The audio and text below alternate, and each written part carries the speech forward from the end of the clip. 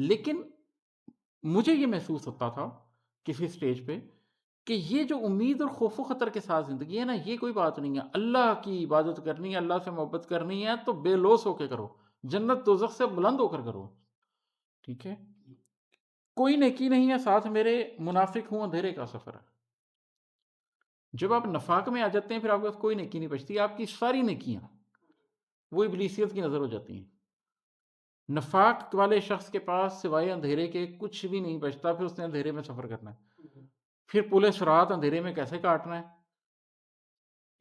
وہ جو ایک پورا منظر اللہ تعالیٰ نے کھینچا ہے کہ روز حشر ایک طرف وہ لوگ ہوں گے جن پہ نرمی ہوگی، دوسری طرف وہ ہوں گے جن پہ عذاب ہوگا، درمیان میں ایک دیوار ہوگی، اس کے بیچ میں ایک دروازہ ہوگا۔ یہ جو منافقت ہے نا، یہ آپ کو وہ یہ دروازہ نہیں کراس کرنے دیتی، تو منافقت اندھیرے کا سفر ہے۔ لیکن اس کے بعد تیری رحمت سے مایوسی نہیں ہے، شفاعت کے لیے حاضر بشر ہے۔ اس سارے کے بعد شیطان کا ایک دوسرا شروع ہو جاتا ہے کہ اچھا یہ ساری بات ہے تو پھر تم جنت میں نہیں جا سکتے، تم گناہ گار ہو جاؤ، گناہ ہی کرو۔ جتنے بھی گناہ کیے ہیں، جو بھی کیا ہے، اس کا مطلب مایوسی پھر بھی نہیں ہونا چاہیے۔ اللہ کی رحمت سے پھر بھی مایوس نہ ہو جاؤ گے کہاں؟ اللہ کی رحمت سے، اللہ کے غضب سے بچ کر اللہ کی رحمت میں ہی جا سکتے ہو، اور کوئی جگہ نہیں ہے۔